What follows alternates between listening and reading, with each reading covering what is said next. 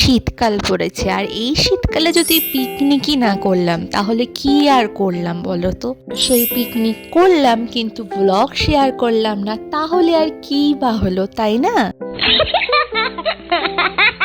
হে hello everyone, আমি রূপরেখা আবার চলে এসেছি একটা নিউ ব্লগ তোমাদের সাথে শেয়ার করতে।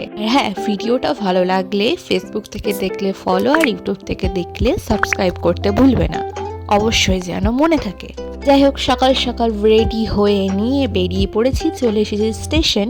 আর কোথায় যাচ্ছি জানো? যাচ্ছি শ্যামনগর। আর সেদিনকে মারাত্মক ঠান্ডা ছিল, মানে কিছু দেখা যাচ্ছে না, এত পরিমাণ কুয়াশা ছিল। কিন্তু যতই কুয়াশা পড়ুক, তাই না, পিকনিক তো পিকনিক, পিকনিকে তো যেতেই হবে।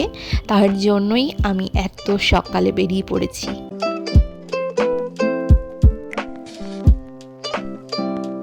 সকাল 9টার সময় ট্রেন ধরে চলে এসেছি শ্যামনগর। আর আমার সাথে ছিল মোহনা, ও পায়রাডাঙ্গা থেকে আসছিল আমার সাথে। তারপর 1 ঘন্টা ওয়েট করার পর এই যে সব সুন্দরীগুলো এলো অ্যাট লাস্ট। পর আমরা শ্যামনগরের স্টেশন থেকে ওখান থেকে একটা অটো ধরে নিয়েছি, আর আমরা যাচ্ছি এখন পিকনিকের জায়গাটায়। আর এই পিকনিকটা করা ছিল আমাদের নিউট্রিশন ম্যাম। আর প্রথমে গিয়েই ওখানে এন্ট্রি টাইম আর সিগনেচারটা করে ফেললাম। এমনিতেই আমরা প্রচুর লেট হয়ে গেছিলাম, তাই সঙ্গে সঙ্গেই সকালে খাবারটা সেরে নিলাম। সকালে খাবারে ছিল লুচি আর ফুলকপি আলুর তরকারি। এখানে এখন চলছে মেকআপ পর্ব, মানে লাস্ট টাচ আপ পিকনিকে।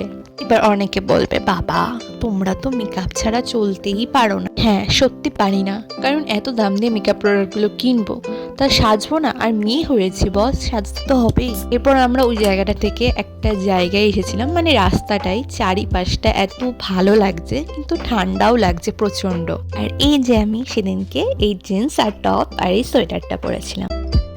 এরপর এখানে শুরু হয়ে গেছে যার যার করে সিঙ্গেল ফটো তোলা, একসাথে ফটো তোলা, সবকিছু। সত্যি কথা বলতে সেদিন যদি রোদ উঠতো না, জায়গাটায় এত সুন্দর ফটো উঠতো, মানে চারিপাশটা এত খোলামেলা, এত সুন্দর। কিন্তু কি করবো, সেদিন তো সূর্যি মামা কোনো দেখাই দিল না। যে পরিমাণ ঠান্ডা ছিল, আর তার থেকেও বেশি ছিল কি বলতো, ঠান্ডা হাওয়া। মানে কি বলবো, এত পরিমাণে ঠান্ডা হাওয়া দিচ্ছিল। পর চলে এসেছে গরম গরম কফি, যেটা আমি খাইনি কারণ আমার ভালো লাগে না কফি খেতে। কফি ব্রেকের পর এখানে শুরু হয়ে গেছে খেলা, মানে পিকনিকে এসেছে আর খেলা হবে না তাহলে হয়? আর এখানে যে গেমটা হচ্ছিল সেটা হচ্ছে একটা বল সবার হাতে ঘুরবে, আর মিউজিকটা যেখানে থেমে যাবে আর বলটা যার হাতে থাকবে সেই আউট। যাই হোক, খেলার পর আমরা একটু নেচেও নিলাম, আর তার সাথে সাথে চলে এসেছে গরম গরম চিকেন পকোড়া। গেম তো গেমের মতন চলছিল, আর মাঝখান থেকে আমিও আউট হয়ে গেছি, তাই বসে বসে চিকেন পকোড়া খেতে খেতে গেমটা দেখছিলাম। আর আমার সাথে চলে এসেছে আমার আর এক বান্ধবী সায়নীয়, ও আউট হয়ে গেছে। এরপর আমরা একটা রিলস করছিলাম, মানে রিলস না, গেমের মতোই। এরপর আমরা খেতে বসে পড়েছি।